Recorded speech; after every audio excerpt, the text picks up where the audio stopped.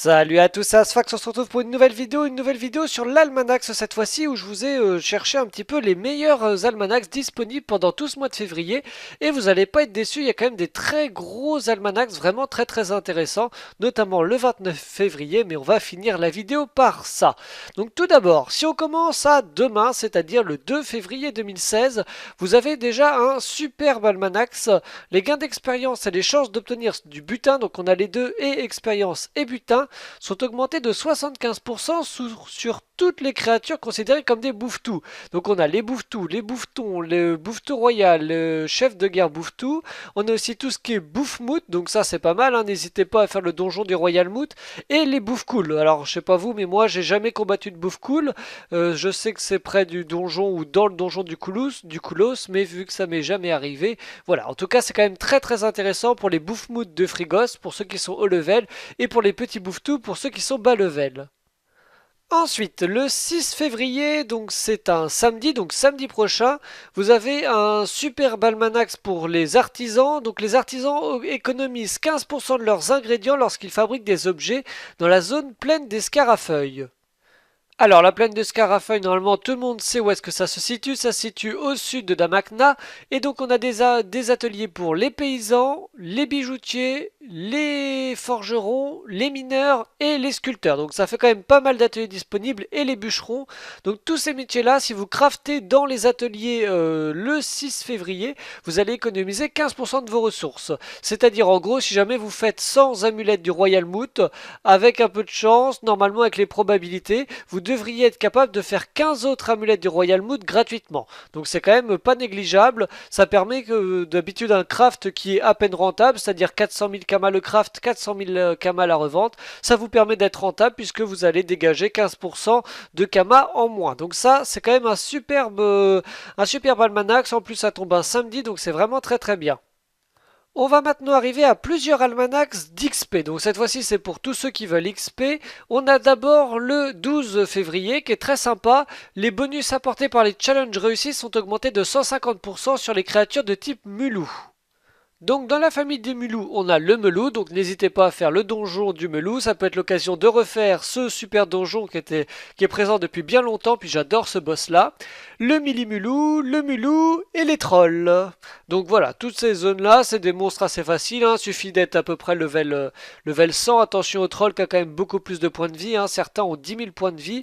En tout cas voilà, avec un 150% d'XP sur les challenges en plus, c'est quand même sympa, c'est-à-dire si vous avez Mystique, normalement vous gagnez seulement 50% d'XP en plus, vous pouvez monter à 200% d'XP en plus, ce qui est quand même vachement bien.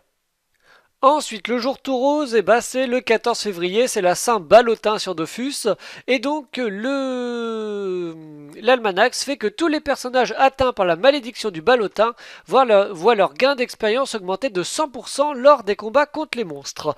Donc, la Saint-Valentin, comment ça marche, hein? Peut-être que la quasi-totalité d'entre vous a déjà vécu cette fête-là sur Dofus. En fait, les bouffetous vont devenir roses et ça va être des Ballotins le bouffetou. Et quand vous allez les combattre, vous allez vous aussi devenir rose, si je me souviens bien, pour 15 combats, je crois. Et donc pendant les 15 prochains combats, après avoir combattu un bouffetou rose, vous allez gagner 100% d'XP en plus, donc vous allez avoir XP x2, voire XP x8 si jamais vous aviez déjà XP x4 sur votre personnage. Donc ça tombe un dimanche, ça tombe plutôt bien, donc voilà, n'hésitez pas à aller chasser le ballotin le bouffetou pour avoir un XP x2 en plus. Avec tous les week-ends XP x2 qu'on a déjà eu en janvier, ça vous permet un peu de rallonger ce plaisir de l'XP x2. Le lendemain, le 15 février, les gains d'expérience ont augmenté de 125% dans la clairière du Shenmue. Donc là, déjà que le Shenmue ça XP pas mal, les monstres sont assez intéressants, donc 125% d'XP en plus, ça c'est génial aussi. Donc c'est vraiment le moment de refaire le donjon du Shenmue. Je pense que comme beaucoup, ça fait très longtemps que vous n'avez pas fait ce donjon-là, hein. Beaucoup vont maintenant à Frigost. Le donjon du Shenmue est un petit peu abandonné par rapport à avant où c'était le gros donjon où il fallait aller pour XP. Et donc voilà, c'est l'occasion aussi de retourner retourner à ce fameux donjon. On va rester à peu près dans le même domaine puisqu'en fait le 18 février, 3 jours plus tard, cette fois-ci ce sont les bonus apportés par les challenges réussis sont augmentés de 200% dans le domaine ancestral. Donc cette fois-ci vous allez pouvoir combattre l'arachnide ancestral. C'est pareil, 200% sur des challenges dans un donjon. Ça veut dire que si vous réussissez les deux challenges, vous pouvez avoir 400 voire même monter jusqu'à 500% avec les challenges réussis, ce qui est vraiment énorme. Là, si vous cumulez ça avec des idoles, ça peut vous permettre de gagner énormément d'XP. Et d'ailleurs, je pense que j'essaierai de faire le donjon Arachnide ancestral ce jour-là, en live ou en vidéo. Ça pourrait être assez sympa avec une énorme XP. Ensuite, ça c'est plutôt pour les bas levels. Le 21 février, ça tombe un dimanche aussi. Les gains d'expérience sont augmentés de 100% dans la zone de Gizgul, le village dévasté. Donc ça correspond à cette zone-là, c'est pour les levels 40 à côté des landes de Sidimoth. Vous allez pouvoir combattre des boarks et donc gagner 100% d'XP en plus. C'est pas le meilleur almanax de février, mais il est assez sympa pour les débutants. Pour ceux qui sont plus haut level, vous avez le 26 février, les gains d'expérience sont augmentés de 75% sur les créatures de type Minos. C'est vachement bien, sachant que c'est dans cette zone-là, ça donne déjà beaucoup d'XP. Hein. Moi, avec mes persos, je gagne déjà entre 2 et 5 millions d'XP sur les mobs avec les idoles. Donc là, avec 75% d'expérience en plus, ça peut monter très haut aussi. Donc voilà, ça peut être aussi intéressant. Et on arrive au 29 février. Donc là, c'est the best of Almanax. On a, attention, ça n'arrive apparemment que tous les 4 ans, ce sont les Crocs Olympiques.